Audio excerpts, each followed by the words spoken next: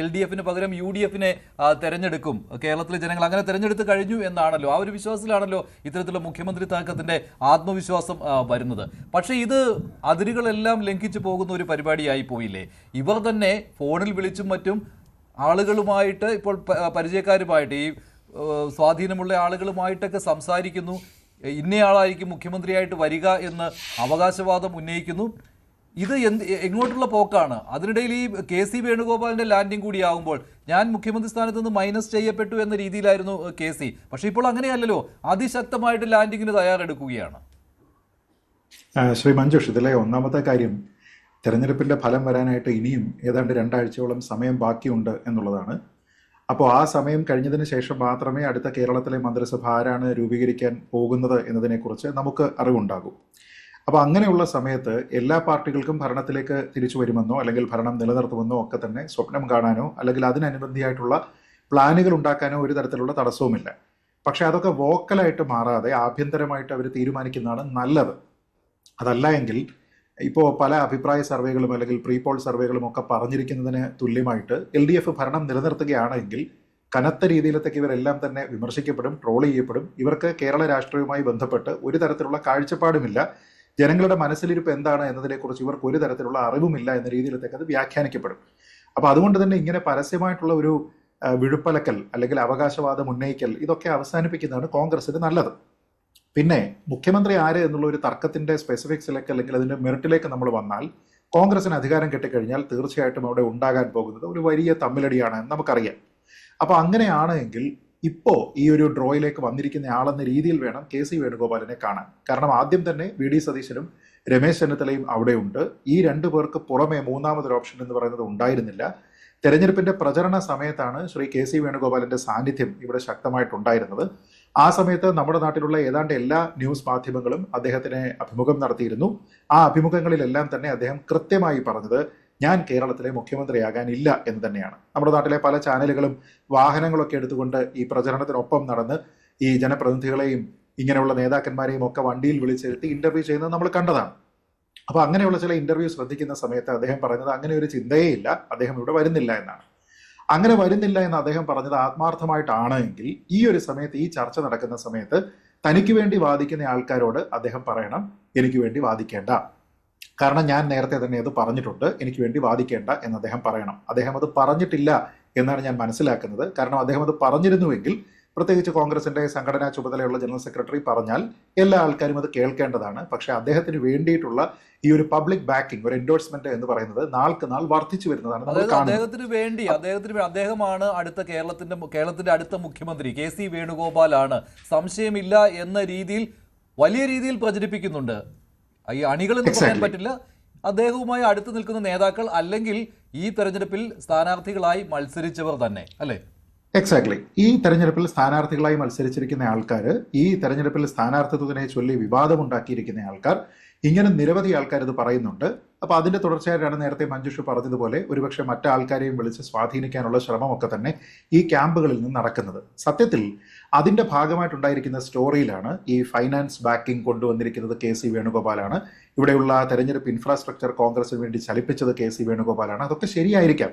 പക്ഷെ ജനങ്ങളെ സംബന്ധിച്ചിടത്തോളം കോൺഗ്രസിന് ആര് ഫൈനാൻസ് ചെയ്തു, കോൺഗ്രസിന് എവിടെ നിന്ന് ഈ പിന്തുണയെല്ലാം തന്നെ കൊണ്ടുവന്നു, മറ്റുള്ള ഇടത്തു നിന്ന് ആൾക്കാരെ എങ്ങനെയാണ് പ്രചരണത്തിന് കൊണ്ടുവന്നത്, ഇതൊന്നും ആൾക്കാരെ സംബന്ധിച്ചിടത്തോളം പ്രധാനപ്പെട്ട കാര്യങ്ങളല്ല. ആൾക്കാരെ സംബന്ധിച്ചിടത്തോളം ഭരണവിരുദ്ധ വികാരമുണ്ട് എങ്കിൽ അതിനൊരു ഏബിൾ ഓൾട്ടർനേറ്റീവായിട്ട് ആരുണ്ട് എന്ന് ചോദിക്കുന്ന സമയത്ത് ഏതെങ്കിലും ഒരു പാർട്ടിയുണ്ട്, ആ പാർട്ടിയുടെ മുന്നണി നേതാക്കന്മാരുണ്ട്, അവർ മുന്നോട്ട് വെച്ചിരിക്കുന്ന അജണ്ടയുണ്ട് എന്നുള്ളതിനപ്പുറത്തേക്ക് അവർക്കാര് ഫൈനാൻസ് ചെയ്തു, അവരുടെ തെരഞ്ഞെടുപ്പ് ചക്രത്തിനെ ആര് ചലിപ്പിച്ചു എന്നൊന്നും തന്നെ ആൾക്കാരുടെ വിഷയമല്ല. ഒന്നാമത്തെ കാര്യം. രണ്ടാമത്തെ കാര്യം നമ്മൾ മനസ്സിലാക്കേണ്ടത്, കേരളത്തിലെ ജനങ്ങൾ കോൺഗ്രസിനാണ് അധികാരം അടുത്തത് നൽകാനായിട്ട് തീരുമാനിച്ചിരിക്കുന്നത് എങ്കിൽ പോലും അവരുടെ മാൻഡേറ്റ് ഒരിക്കലും KC വേണുഗോപാലിനല്ല എന്ന് നമുക്കറിയാം. കാരണം KC വേണുഗോപാൽ ഇതിന്റെ മുന്നണി പോരാളിയായിരുന്നില്ല, അദ്ദേഹം 140 സ്ഥാനാർത്ഥികളിൽ ഒരാളായിരുന്നില്ല, അദ്ദേഹം സ്ഥാനാർത്ഥിത്വം ആഗ്രഹിക്കുന്നില്ല എന്ന് അദ്ദേഹം പറഞ്ഞതാണ്. അങ്ങനെ ഒരാളിന് വേണ്ടിയിട്ടാണ്, അദ്ദേഹത്തിന്റെ സർക്കാർ രൂപീകരിക്കുന്നതിന് വേണ്ടിയിട്ടാണ് ഇവിടെ ആൾക്കാരൊക്കെ തന്നെ ആഗ്രഹിച്ചിരുന്നത് എന്ന രീതിയിലത്തേക്കുള്ള ഒരു നറേറ്റീവിനെ സൃഷ്ടിക്കുക എന്ന് പറയുന്നത് അസാധ്യമായിട്ടുള്ള കാര്യമാണ്. KC വേണുഗോപാൽ കേരളത്തിന്റെ അടുത്ത മുഖ്യമന്ത്രി എന്നുള്ളത് കേരളം ആഗ്രഹിക്കാത്ത ഒരു കാര്യമാണ്. അത് അടിച്ചേൽപ്പിക്കുകയാണെങ്കിൽ കേരള ജനത അത് അർഹിക്കുന്ന പുച്ഛത്തോടെ തള്ളിക്കളയുകയും ചെയ്യും. കാരണം അതിനകത്ത് ഒരുപാട് പാരാമീറ്റേഴ്സ് വരികയാണ്. അവിടെ MP മാർ മത്സരിക്കേണ്ട എന്ന് തീരുമാനമെടുത്തത് അദ്ദേഹം കൂടി ഉൾപ്പെട്ട കോൺഗ്രസ് പ്രസ്ഥാനമാണ് അല്ലേ? അത് അറിയാവുന്ന കാര്യമാണ്. ഇനി തീർച്ചയായിട്ടും അദ്ദേഹത്തിന് കേരളത്തിൽ വരണമെങ്കിൽ ഒരു ഉപതെരഞ്ഞെടുപ്പല്ല, 2 ഉപതെരഞ്ഞെടുപ്പ് വേണ്ടി വരും. അല്ല, അവിടെ വേറൊരു പ്രധാനപ്പെട്ട പ്രശ്നം, ശ്രീ കെ സി വേണുഗോപാൽ രാജസ്ഥാനിൽ നിന്നുള്ള രാജ്യസഭ അംഗമായിരുന്നു. അപ്പോൾ അദ്ദേഹത്തിന് ലോക്സഭയിലേക്ക് മത്സരിക്കുന്നതിന് വേണ്ടി ആ സ്ഥാനം രാജിവെക്കുന്നു. എന്നിട്ട് അദ്ദേഹം ഇവിടെ വന്ന് തെരഞ്ഞെടുപ്പിൽ ജയിക്കുന്നു. ഞാൻ മനസ്സിലാക്കുന്ന അതിനുശേഷം അദ്ദേഹം വെക്കറ്റ് ചെയ്തിരിക്കുന്ന രാജ്യസഭാ സീറ്റ് കോൺഗ്രസിന് നഷ്ടപ്പെട്ടു എന്നാണ്. അപ്പോൾ ഒരു രാജ്യസഭാ സീറ്റ് നഷ്ടപ്പെട്ടിട്ട് പിന്നീട് ഒരു ലോക്സഭാ സീറ്റ് കിട്ടുന്നു. ഇനി ആ ലോക്സഭാ സീറ്റ് രാജിവെച്ചതിന് ശേഷം അദ്ദേഹം മറ്റേതെങ്കിലും ഒരു മണ്ഡലത്തിൽ നിന്ന് തെരഞ്ഞെടുപ്പിൽ നിൽക്കുകയാണെങ്കിൽ അദ്ദേഹത്തിന്റെ മണ്ഡലം ആലപ്പുഴയാണ് എന്നതുകൊണ്ട് തന്നെ അവിടെ BJPക്ക് വലിയ വളർച്ചയാണ്, ഞെട്ടിക്കുന്ന വളർച്ചയാണ് കഴിഞ്ഞ തവണ ഉണ്ടായത് എന്നതുകൊണ്ട് തന്നെ പൊട്ടൻഷ്യലി കോൺഗ്രസ് ആ ഒരു സീറ്റിനെ കൂടി റിസ്ക് ചെയ്യുന്ന ഒരു പരിപാടിയാണ്. അപ്പോൾ ഒരു രാജ്യസഭാ സീറ്റും ഒരു ലോക്സഭാ സീറ്റും റിസ്ക് ചെയ്തുകൊണ്ട് കേരളത്തിൽ മുഖ്യമന്ത്രിയാകാനായിട്ട് 140 പേർക്ക് പുറത്തുള്ള ഒരാളിനെ കെട്ടിയിറക്കേണ്ടതുണ്ടോ എന്നുള്ള ഒരു ചോദ്യം കോൺഗ്രസ് തന്നെ ചിന്തിക്കണം. 2, ആൾക്കാർ വോട്ട് ചെയ്യുന്നത് ആർക്ക് വേണ്ടിയിട്ടാണ്? 1, ശ്രീ VD സതീശൻ, അദ്ദേഹം പ്രതിപക്ഷ നേതാവ് എന്ന നിലയിൽ സഭയ്ക്കുള്ളിൽ സർക്കാരിനെതിരെ പട നയിച്ചത് അദ്ദേഹമാണ്. 2, രമേശ് ചെന്നിത്തല, കാരണം രമേശ് ചെന്നിത്തല കോൺഗ്രസിന്റെ പ്രചരണം നയിച്ചത് അദ്ദേഹമാണ്. കോൺഗ്രസിന്റെ പ്രചരണ കമ്മിറ്റി ചെയർമാനായിട്ട് തീരുമാനിച്ചത് അദ്ദേഹത്തിനെയാണ്. അപ്പൊ ജനങ്ങൾ വോട്ട് ചെയ്തിരിക്കുന്നത് VD സതീശനോ രമേശ് ചെന്നിത്തലയോ മുഖ്യമന്ത്രിയാവുക എന്നുള്ള താല്പര്യത്തിലാണ്. അവിടെ കെ സി വേണുഗോപാൽ എവിടെയാണ്? കെ സി വേണുഗോപാലിന്റെ താല്പര്യം എന്താണ്? കോൺഗ്രസിന്റെ താല്പര്യനാണ് എന്നുള്ള കാര്യത്തിൽ യാതൊരു സംശയവുമില്ലല്ലോ. ഇതെല്ലാം കെ സിയുടെ അറിവോടുകൂടി തന്നെയാണ് നടക്കുന്നത്. ഈ വരുന്ന പോസ്റ്ററുകൾ, വീഡിയോകൾ, അതുപോലെ തന്നെ ഇന്ന് വിക്കിപീഡിയയിൽ, അത് അദ്ദേഹത്തിന്റെ തലയിലേക്ക് വെക്കേണ്ട, കാരണം വിക്കിപീഡിയ ആർക്കും തിരുത്താം. അതിൽ കേരളത്തിന്റെ 13ാമത്തെ മുഖ്യമന്ത്രി എന്ന രീതിയിലും കെ സിയെ അവതരിപ്പിക്കുകയാണ് അല്ലേ? അതെ, അവിടുത്തെ പ്രധാനപ്പെട്ട പ്രശ്നം ഈ ഒരു ഘട്ടത്തിലാണ് സത്യത്തിൽ അദ്ദേഹം തെരഞ്ഞെടുപ്പിന് മുമ്പ് പറഞ്ഞിരുന്ന സ്റ്റേറ്റ്മെന്റുകളിൽ ഉണ്ടായിരുന്ന ആത്മാർത്ഥത തെളിയിക്കേണ്ടത്. വോട്ടെല്ലാം പെട്ടിയിലായതിനു ശേഷം ഇനി ആൾക്കാർ എന്നെ പിന്തുണച്ചോട്ടെ, എനിക്ക് വേണ്ടി ആൾക്കാർ അപദാനങ്ങൾ വാഴ്ത്തി അല്ലെങ്കിൽ വലിയ വീരകവിതകളൊക്കെ തന്നെ ചമച്ചോട്ടെ എന്ന് ചിന്തിച്ചിരിക്കുന്നതല്ല. പ്രത്യേകിച്ച് അദ്ദേഹത്തിന്റെ ചുമതല സംഘടനാ ജനറൽ സെക്രട്ടറി എന്നുള്ളതാണ്. അപ്പോൾ ആ സംഘടനയിൽ ഏതെങ്കിലും തരത്തിലുള്ള ഉത്തരവാദിത്തമില്ലായ്മ ഉണ്ടാകുന്നുണ്ടെങ്കിൽ, അച്ചടക്കരാഹിത്യം ഉണ്ടാകുന്നുണ്ടെങ്കിൽ ഇങ്ങനെ ഒരു പബ്ലിക്കായിട്ടുള്ള ചർച്ച ഉണ്ടാകരുത്, കോൺഗ്രസിന്റെ പ്രതിച്ഛായയെ അത് ദോഷകരമായി ബാധിക്കും എന്നുള്ള ഒരു ബോധ്യം ആദ്യമേ ഉണ്ടാകേണ്ടുന്ന ആള് കെ സി വേണുഗോപാലാണ്. അപ്പോൾ അദ്ദേഹം പറയണം, നോക്കൂ എനിക്ക് ഈ താല്പര്യമില്ല. അപ്പോൾ അദ്ദേഹം അതിനെ തടയാതിരിക്കുന്നിടത്തോളം കാലം, അദ്ദേഹത്തിന് വേണ്ടി കടുത്ത പ്രചരണം നടക്കുന്ന കാലത്തോളം, അതിന്റെ ടോർച്ച് ബെയറേഴ്സ് ആയിട്ട് പ്രധാനപ്പെട്ട നേതാക്കന്മാരും സ്ഥാനാർത്ഥികളായിരുന്ന ആൾക്കാരും നിൽക്കുന്നിടത്തോളം കാലം അതിന് അദ്ദേഹത്തിന്റെ എല്ലാവിധ ആശീർവാദവും ഉണ്ട് എന്ന് മാത്രമേ ആൾക്കാർ ചിന്തിക്കുകയുള്ളൂ. അങ്ങനെയെങ്കിൽ പറയുന്നുണ്ടോ, ഇല്ല എന്ന് തറപ്പിച്ച് പറയുന്നുണ്ടോ? ഇപ്പൊ ഞാൻ മനസ്സിലാക്കിയെടുത്തോളം നേരത്തെ അദ്ദേഹം പറഞ്ഞിരുന്നു ഈ ഒരു പദവിയിലേക്ക് തനിക്ക് ആഗ്രഹമില്ല, താൻ മുഖ്യമന്ത്രിയായി വരില്ല എന്നുള്ള കാര്യം. പക്ഷെ ഇപ്പോൾ അദ്ദേഹം പറയുന്നത് ഈ മുഖ്യമന്ത്രി ചർച്ചകളിൽ എനിക്ക് താല്പര്യമില്ല എന്നല്ലേ ഉള്ളൂ, അല്ലെങ്കിൽ അല്ലാതെ മുഖ്യമന്ത്രി ആകാൻ താല്പര്യമില്ല എന്ന് ഉറപ്പിച്ച് പറയുന്നില്ല കെ സി വേണുഗോപാൽ. തെരഞ്ഞെടുപ്പിന്റെ പ്രചരണം നടക്കുന്ന സമയത്ത് ഒരു ചാനലിന്റെ ബസ്സിൽ അദ്ദേഹം യാത്ര ചെയ്യുന്ന സമയത്ത് അദ്ദേഹത്തിനോടുള്ള ഒരു അഭിമുഖത്തിൽ അദ്ദേഹം വ്യക്തമായിട്ട് പറയുന്നുണ്ട്, തനിക്കത് താല്പര്യമില്ല, തന്റെ വിഷയത്തിലുള്ള കാര്യമേ അല്ല അത്, അങ്ങനെ ഒരു ചിന്തയെ ഉണ്ടായിട്ടില്ല എന്ന് അദ്ദേഹം പറയുന്നുണ്ട്. എന്ന് വെച്ചാൽ സ്റ്റേറ്റിന്റെ ലീഡേഴ്സ് ആരൊക്കെയാണോ അവരിൽ ആരെങ്കിലും ആയിരിക്കണം അടുത്ത മുഖ്യമന്ത്രി എന്നുള്ളത് തന്നെയാണ്. പക്ഷെ ഇവിടെ കോൺഗ്രസിന് അനുകൂലമായിട്ടുള്ള ഒരു വേവ് ഉണ്ട് എന്ന രീതിയിലത്തേക്കുള്ള ഒരു അഭ്യൂഹം ഉണ്ടാകുമ്പോൾ അതിൽ ഫ്രണ്ട് റണ്ണേഴ്സായിട്ട് 1-2 ആൾക്കാർ വേറെ ഉള്ളപ്പോൾ ഇദ്ദേഹത്തിനെ ചുറ്റിപ്പറ്റി ഇങ്ങനെ ചർച്ചകൾ വരുമ്പോൾ അദ്ദേഹം നേരത്തെ ഉണ്ടായിരുന്ന എൻ്റെ നിലപാട് ഇത് തന്നെയാണ്, അതിൽ യാതൊരു വിധത്തിലുള്ള, ഇപ്പം മഞ്ജുഷ പറഞ്ഞില്ലേ, നമുക്കിപ്പോൾ കേൾക്കുന്ന സമയത്ത് അദ്ദേഹം മുഖ്യമന്ത്രിയാകാൻ താനില്ല എന്നാണോ പറഞ്ഞത്, അതോ മുഖ്യമന്ത്രി ചർച്ചയിൽ താല്പര്യമില്ല എന്നാണോ പറഞ്ഞിരിക്കുന്നത് എന്നുള്ള ഒരു കൺഫ്യൂഷൻ ഉണ്ട്. ആ കൺഫ്യൂഷൻ പോലും അസ്ഥാനത്താണ്. അതാണ് ഞാൻ എക്സാക്ട്ലി ഞാൻ പറയുന്നത് മഞ്ജുഷ. അതുകൊണ്ട് ആ കൺഫ്യൂഷൻ മാറ്റുന്നതിന് വേണ്ടി ഞാൻ മുഖ്യമന്ത്രിയാകാനില്ല എന്നുള്ള അദ്ദേഹത്തിന്റെ പരസ്യ പ്രസ്താവന ഈ സമയത്തുണ്ടാകണം.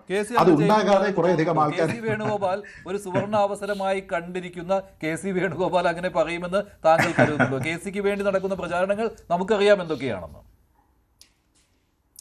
ഇല്ല, അങ്ങനെ ഉണ്ടാവില്ല. അതുകൊണ്ടാണ് ഞാൻ പറഞ്ഞത്, അദ്ദേഹം പറഞ്ഞിരിക്കുന്ന കാര്യത്തിൽ ആത്മാർത്ഥതയുണ്ടെങ്കിൽ അദ്ദേഹം അത് പറയേണ്ടത് ഇപ്പോഴാണ്. അത് പറയാതിരിക്കും തോറും ഇവിടെ പലതരത്തിലുള്ള കാര്യങ്ങളാണ് പ്രശ്നത്തിലാകുന്നത്. 1, അദ്ദേഹത്തിന്റെ credibility. 2, people's mandate was never for K C. അത് നമുക്കറിയാമല്ലോ. കെ സി വേണുഗോപാൽ കേരളത്തിന്റെ അടുത്ത മുഖ്യമന്ത്രി ആകട്ടെ എന്ന രീതിയിലത്തേക്കേ അല്ല ഇവിടെ ആൾക്കാർ വോട്ട് ചെയ്യുന്നത്. കാരണം ആൾക്കാർ വോട്ട് ചെയ്യുന്ന സമയത്ത് അവരുടെ മുന്നിലുള്ള പ്രസന്റബിൾ ആയിട്ടുള്ള 2 ലീഡേഴ്സേ ഉള്ളൂ. അതിലൊന്ന് VD സതീശനാണ്, മറ്റൊന്ന് അവരുടെ പ്രചരണ കമ്മിറ്റിയുടെ ചെയർമാനാണ്. ഈ 2 ആൾക്കാർ മുന്നിട്ടാണ് തെരഞ്ഞെടുപ്പ് പ്രചരണം നയിക്കുന്നത്. അതുകൊണ്ട് തന്നെ ഈ 2 ഓപ്ഷൻ അപ്പുറത്തേക്ക് മറ്റേ മൂന്നാമതൊരു ഓപ്ഷനിലേക്ക് കോൺഗ്രസ് പോകേണ്ടുന്ന ഏതെങ്കിലും ഒരു സാധ്യതയുണ്ടോ? അവരിപ്പോൾ ഭരണത്തിൽ വരികയാണെന്ന് കരുതിക്കോളൂ, അത് 71 സീറ്റോ അതിന് മുകളിലേക്ക് എത്ര സീറ്റോ ആയിക്കോട്ടെ. പക്ഷെ അങ്ങനെ വന്നു കഴിഞ്ഞാൽ ഈ 2 പേരിൽ ഉള്ള ഒരാളല്ലാതെ MP-മാർ മത്സരിക്കേണ്ടതില്ല എന്നുള്ള ഒരു ജനറിക് റൂൾ അടിച്ചേൽപ്പിച്ചതിന് ശേഷം, വളരെ മികച്ച വിജയസാധ്യത കണ്ണൂരിൽ ഉണ്ടായിരുന്ന കെ സുധാകരനെ പിന്തിരിപ്പിച്ചതിന് ശേഷം അങ്ങനെ ഒരാളും മത്സരിക്കേണ്ടതില്ല എന്ന് പറഞ്ഞിട്ട് അതായിരുന്നു കോൺഗ്രസിന്റെ നയം എങ്കിൽ എന്തിനാണ് ആ MP-മാരിലുള്ള ഒരാൾ തെരഞ്ഞെടുപ്പിൽ പോലും നിൽക്കാതിരുന്ന ഒരാൾ മുഖ്യമന്ത്രിയായിട്ട് നൂലിൽ താഴേക്ക് കെട്ടി ഇറങ്ങുന്നത് എന്നുള്ള ഒരു ചോദ്യമില്ലേ? അത് കോൺഗ്രസിന് നല്ലതിനല്ല. കോൺഗ്രസ് ഭരണത്തിലേക്ക് വരുന്നതിന് മുമ്പ് തന്നെ കുറേയധികം പ്രതിസന്ധി ഉണ്ടാക്കുന്നതിന്, കുറേയധികം നാണക്കേട് സ്വയം പിടിച്ച് തലയിലേക്ക് കൊണ്ടുവയ്ക്കുന്നതിന് തുല്യമായി പോകും.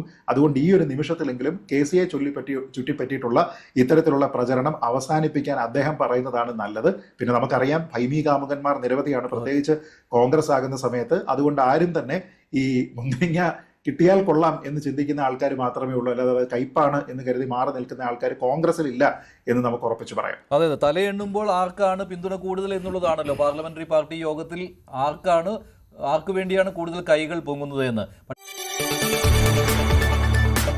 കൂടുതൽ വാർത്തകൾക്ക് News 18 Keralam YouTube channel subscribe ചെയ്യുക.